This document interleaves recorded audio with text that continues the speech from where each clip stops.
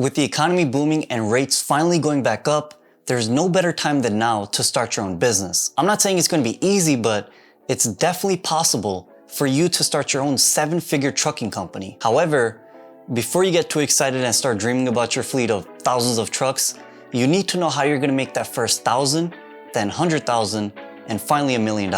And in today's video, that's exactly what I'm going to show you.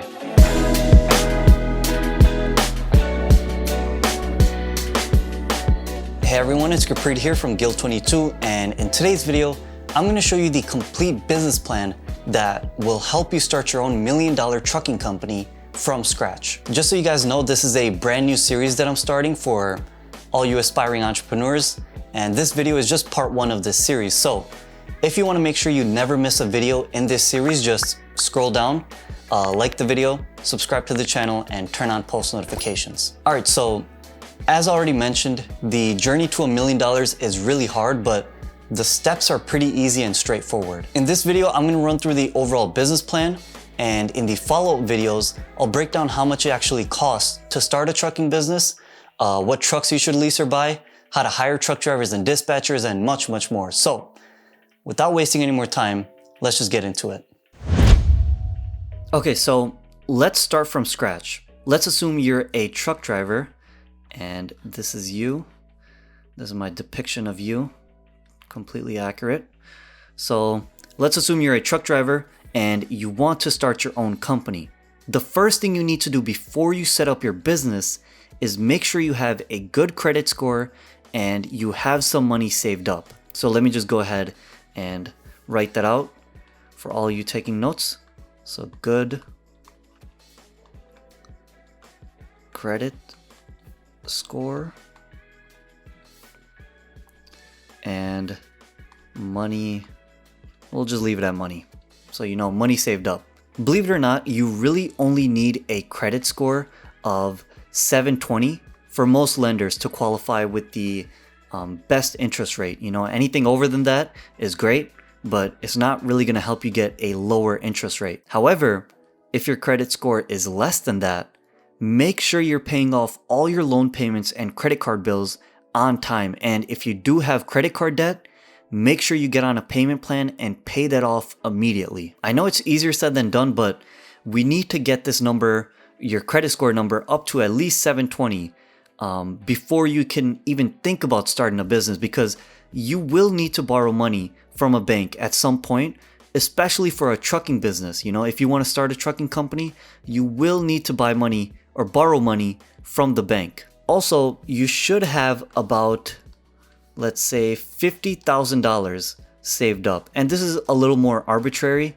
In my experience, this is what I would recommend, having at least $50,000, because not only would you be able to pay for the down payment of your tractor and trailer with this $50,000, but you could also pay for the office supplies, registration fees, cash reserves, and much, much more. Again, don't worry, I'll go over everything you need to buy to start your trucking company in a future video, but for now, don't overwhelm yourself by thinking about the specifics. Just set yourself a goal to raise your credit score to 720 and put aside some money every month to save up at least $50,000 in the bank. All right, so when you have a credit score of 720, so you have the credit score of 720 and you got $50,000 saved up, you'll be in a good position to finance a tractor and trailer with a low interest rate, get your own authority, buy some office supplies, and still have some money left over in your cash reserves that should last you a few months. With this one truck that you buy, let me just, real quick, let me just draw that out. I'll just speed this up so you don't have to sit through this. All right, so with this one truck that you end up buying, you could either dispatch to yourself, or in other words, find your own loads. So dispatch to yourself, or you could hire a dispatcher to do all the negotiating and find all the loads for you. So second option is hire a dispatcher. And by the way, I apologize if you guys can't read my handwriting. I'm trying really hard to make it clean. Anyways, when you dispatch to yourself, you should expect to make revenue, or you should expect to have gross revenue of about $250,000 per year. This is only if you know how to negotiate and you work most of the year. If you hire a dispatcher and you go with option 2, you hire a dispatcher, you can make the $250,000, assuming this dispatcher is also good at their job. So you can make the $250,000 minus the dispatcher fees, whatever they may be. You know, most of the time, oh my God, I don't know if this is gonna fit. Yeah, that definitely didn't fit. But anyways, dispatcher fees can really vary, you know. In most cases, they'll charge a percentage. So the industry average, I believe, is 8%, 10%, 12%, somewhere around there. Usually it ends up being a percentage of your gross revenue, but sometimes I have heard of dispatchers charging a flat fee per week. So whatever it is, if you hire a dispatcher, your gross revenue will be the $250,000 minus any dispatcher fees that come straight out of the gross revenue. To make it simple, for this example, we'll just say that if you hire a dispatcher, they'll charge you 10%, which is it's market average. Again, with simple math, you can pretty easily figure out that 10% of $250,000 is $25,000. So in reality, your gross revenue after paying for dispatcher fees will be $225,000 per year, or $25,000 less than if you just did it by yourself. Again, just keep in mind, this is your gross revenue. You know, you still have to take into account your other fixed and variable expenses like your truck and trailer payments, tolls, internet, fuel expense, repairs, and much, much more. On average though, you should expect, let me just pull out the red marker real quick to highlight the expenses. You should expect to pay out about $10,000 per month in fixed and variable expenses. Again, this is just average in my experience. If you're paying out $10,000 a month, for all you math wizards, you know that this means it's $120,000 per year in expenses per year. So if we just do some quick math, if you go with option 1 and you dispatch to yourself, you're making $250,000 minus the $120,000 for the fixed and variable expenses, which is, let me pull out another color for this, which is $130,000 in net profit. On the other hand, if you hired a dispatcher, you would be making revenue of $225,000 minus the $120,000, which is $105,000 per year. As you can see, whether you find your own loads or you hire a dispatcher, you could potentially make 6 figures your first year. Obviously, you could make a lot less, you know, and have higher expenses, but what I want you to remember is if you work hard and you maintain your equipment, there's no reason why you shouldn't be making at least, I'll just write it right here, at least $70,000.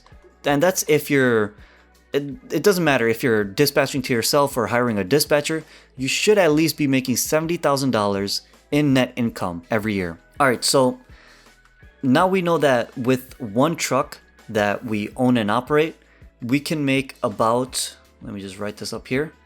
So owner, operate. So this is you.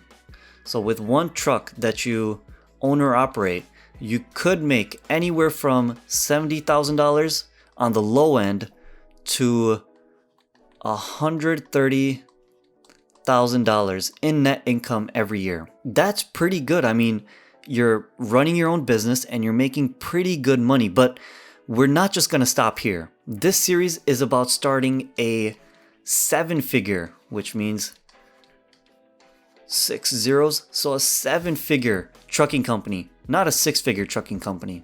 So how do we do that? Well, after you start making anywhere from $70,000 to $130,000 per year, you'll want to start saving as much money as you can each month for the next 3 to 5 years.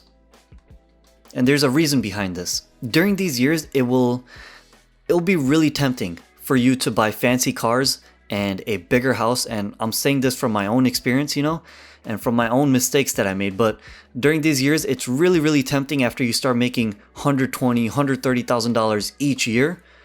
You'll want to buy fancy stuff and elevate your lifestyle. But by doing that, you're basically taking on a lot of bad debt and living a lifestyle that you can't sustain. You really want to avoid this trap, because if you fall into this trap and you start buying fancy cars, just spending a lot of money, you'll end up back where you started, except this time you'll have a lot more debt and you won't have the money to pay it off. So instead of doing all that, instead of buying the big house, fancy car, lavish lifestyle, what you'll want to do is save up for the next 3 to 5 years, pay off the tractor and trailer debt payment or the tractor and trailer loan as early as possible. I would say within 3 years, 4 years if you can, pay it off and use that time, the 3, 4, 5 years, to gain experience and learn about the industry. If you're really focused,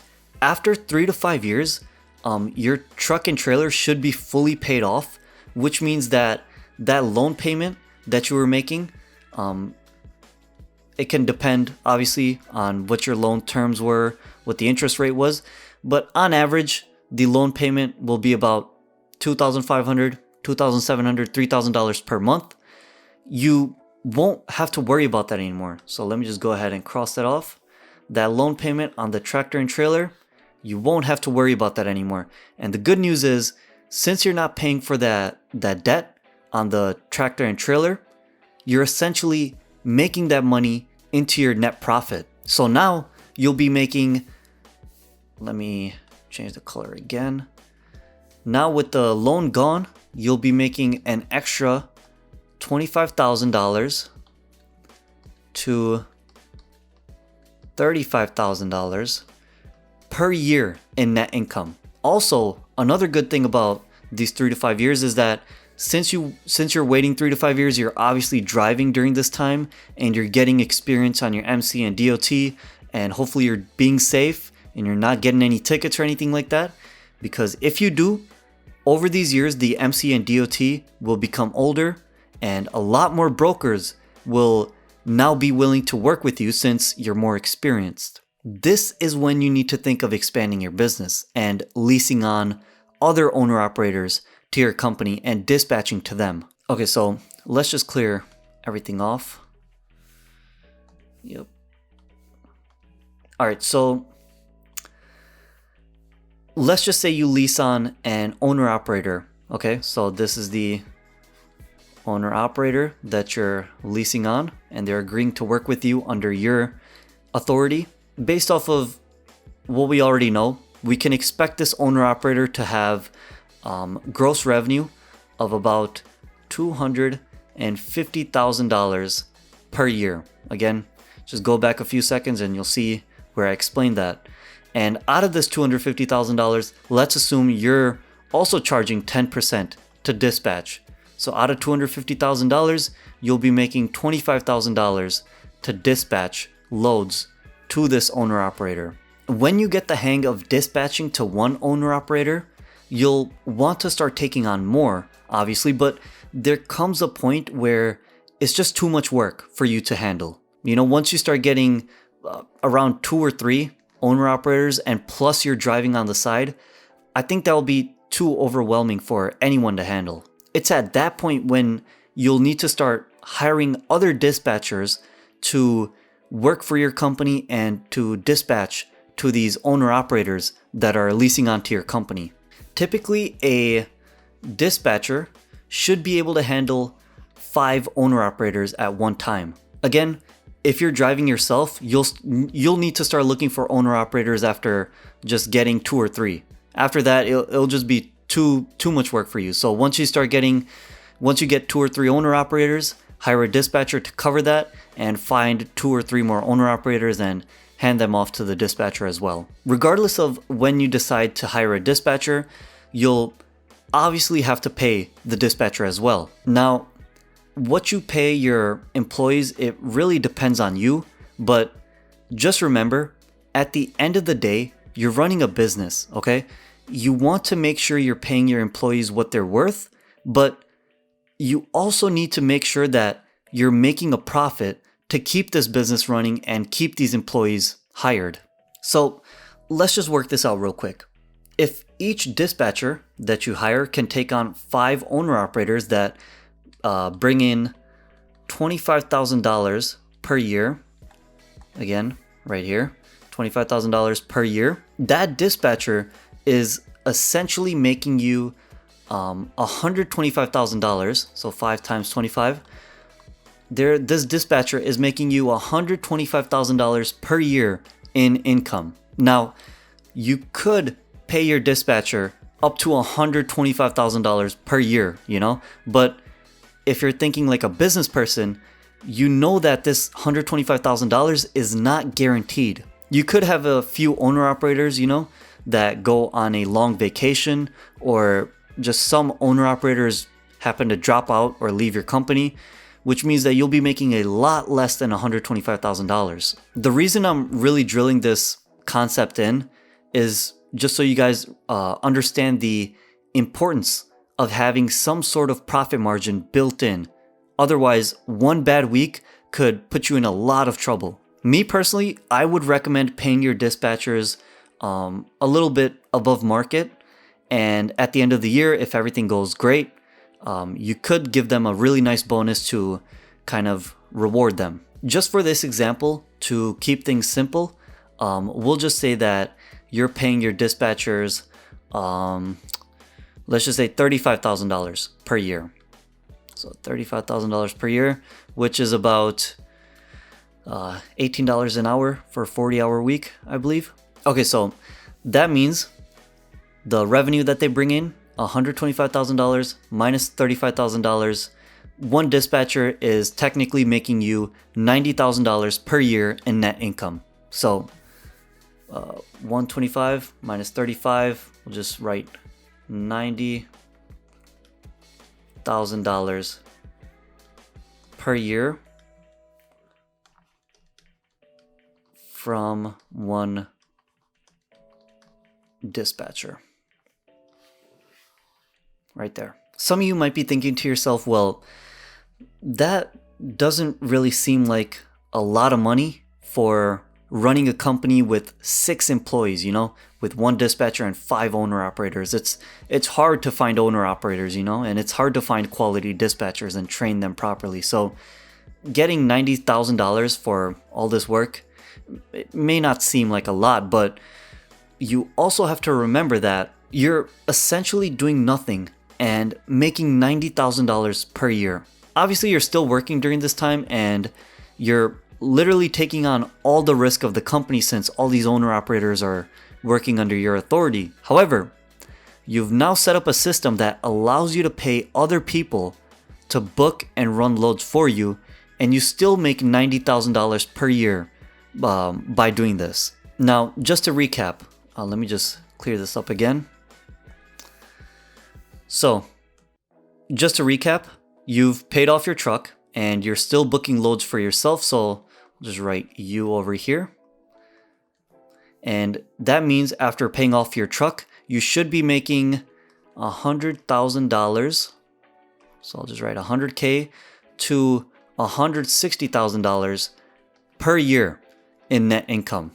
Again, this is after paying off your truck and saving that $25,000 to $30,000 to $35,000 per year in debt payments. On top of that, you've leased on 5 owner operators, so I'll just write 5 OOs, and 1 dispatcher. So you kind of have this system going of 5 owner operators and 1 dispatcher that bring you $90,000 in net income per year. In total, you're now making anywhere from $190,000 to $250,000. Now, you could just run with this 5 owner operators plus 1 dispatcher system until you start making $1 million a year. However, what I would recommend is doing that, going with this owner operator method, keep hiring owner operators, keep hiring dispatchers, but also diversify a bit. What I mean by that is there are so many ways to make money in trucking that most people just never even attempt. For example, you could buy more trucks and trailers and hire on truck drivers. So instead of having owner operators, you can have truck drivers working for you and make a lot more than just 10%. You could also, for number 2, you could also add a freight brokerage. I'll just write that out. I don't know what to draw for that. You could also add a freight brokerage side of the business to your already existing trucking business.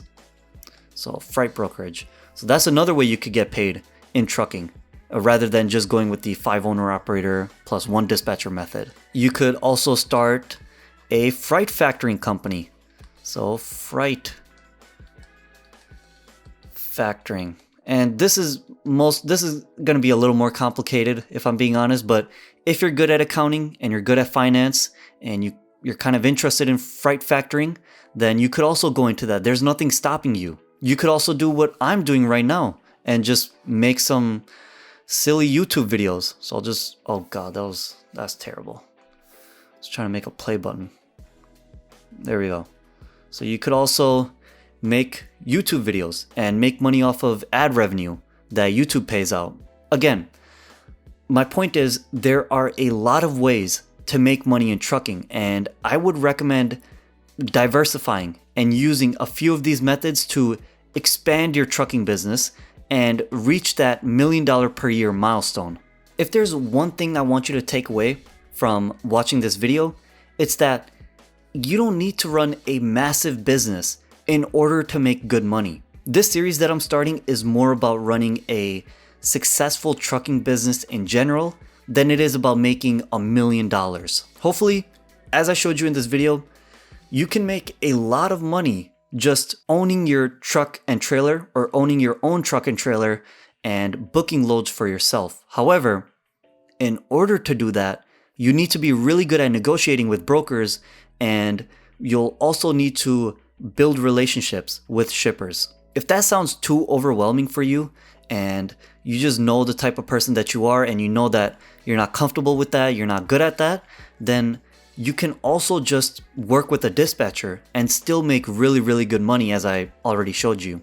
That being said, if you are an owner operator and you're looking for a quality dispatcher to work with, or you're a truck driver and you're looking for a new company to work with, feel free to head on over to www.guild22.com/careers and apply for one of our open positions. We always pay above market rates, and we've never had a driver or owner operator quit, so I think it's fair to say that Guild 22 is a pretty decent place to work at. Also, if you enjoyed this video and you want me to continue this series, you want me to continue making more videos in this series, make sure you scroll down and like the video, subscribe to the channel, and turn on post notifications so you don't miss out on any of my new videos. Finally, you can also download any of my free templates that help truckers and owner operators make more money by going to www.guild22.com/templates. So yeah, with that being said, thanks so much for watching, guys, and I'll see you in the next video.